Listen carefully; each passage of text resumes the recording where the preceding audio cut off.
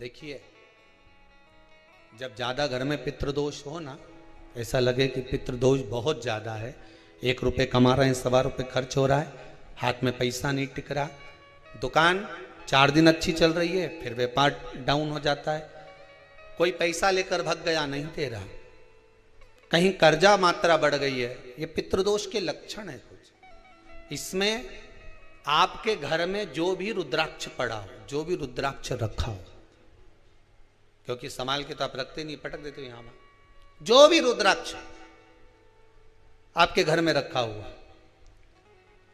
एक पानी के पात्र में उस रुद्राक्ष को डाल दीजिए, उसमें 1 चावल का दाना डाल दीजिए। महाराज, परिंदा जहां होता है, मटका, हंडा या रसोई घर में आपका जो पानी भरने का स्थान होता है, जिसको आरो वारो क्या क्या लगा के रखते हो, उसी के कहीं पास में उस कलश को रख दीजिए, ऊपर से उसको ढक दीजिए। शाम के समय, सुबह रखा 10 बजे से 12 बजे के बीच में, शाम के समय प्रदोष काल में भगवान शंकर का नाम स्मरण कर कर, ओम नमः शिवाय बोलकर, श्री शिवाय नमस्तुभ्यम बोलकर, या महामृत्युंजय मंत्र का स्मरण कर कर, या गायत्री मंत्र का स्मरण कर कर, जो मंत्र आपकी बुद्धि में, विवेक में समाहित हो, उस मंत्र का नाम लेकर राम कृष्ण हरि जो बोल सकते हो, एक घी का दिया अवश्य प्रज्वलित करें, लंबी बाती का। कौन सी बाती का? फूल बत्ती का नहीं, गोल बत्ती का नहीं, लंबी बाती का। बत्ती का मुख दक्षिण की ओर, कहां पर होना चाहिए? दक्षिण की ओर, ना पूरब, ना पश्चिम, ना उत्तर।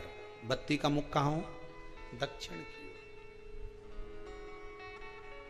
ओर। जैसे श्राद्ध पक्ष में ब्राह्मण को जब भोजन कराते हैं तो ब्राह्मण का मुख श्राद्ध पक्ष के भोजन कराते समय अगर पूरब, पश्चिम और उत्तर का होता है तो श्राद्ध के भोजन का फल नहीं मिलता, उसका मुख दक्षिण का होता है। तो हमारे घर के जितने भी पितर उस तिथि में गए होते हैं, सबको उसका भाग मिल जाता है और पितृदोष समाप्त हो जाता है। इसलिए ब्राह्मण का मुख श्राद्ध पक्ष में भोजन कराते समय दक्षिण का होना चाहिए।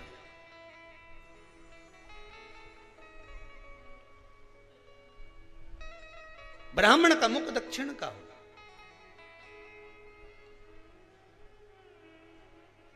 यहां तक शास्त्र कहता है, महाराज अगर गौ माता को श्राद्ध पक्ष में अगर भोजन दे रहे हो तो गाय का मुख अगर दक्षिण का है, गाय का, आपका मुख भले उत्तर का हो, गाय का मुख दक्षिण का हो, आपका मुख भले पूरा पश्चिम कहीं का, गाय का मुख अगर दक्षिण में, अगर आपने दक्षिण में गाय को खड़ी कर रखा है और दक्षिण में उसका मुख और आप भोजन दे रहे हो, तो शास्त्र कहता है कि किसी पिंड की जरूरत नहीं पड़ती, गाय स्वतः कल्याण कर देती है, गौ माता स्वतः कल्याण कर, दक्षिण मुखी हो। तो दिए की जो बाती का मुख कहां होना चाहिए? दक्षिण का। और दक्षिण का मुख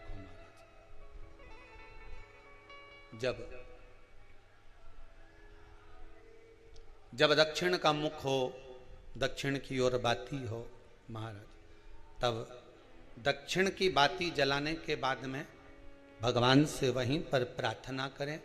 जो कलश रखा है उसके ऊपर जो प्लेट रखी है, ढाका गया है, वहां अपना सीधा हाथ रखें और अपने पूर्वजों का, अपने पितरों का स्मरण करें कि मेरे धन को लेकर कोई चले गया, मेरा व्यापार ऐसा चल रहा है, मेरा घर में बच्चों का विवाह नहीं हो रहा, या घर में इतनी अशांति है, या तकलीफ है, या कष्ट है, ये सब का स्मरण कर कर उस कलश को रात्रि भर रखे रहने दें।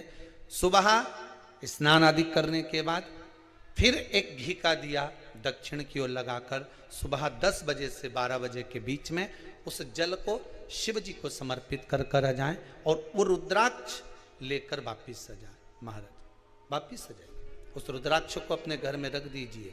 वर्ष भर वो रुद्राक्ष आपको कभी बीमारी से नहीं घिरने देगा, कभी किसी जगह खड्डे में नहीं जाने देगा, वो उन्नति की ओर ही बढ़ाएगा। भले कोई भी रुद्राक्ष हो, 1 मुखी से लेकर 14 मुखी, 20 मुखी, 18 मुखी, जो रुद्राक्ष आपके पास में, आप तो उसका स्मरण करिए।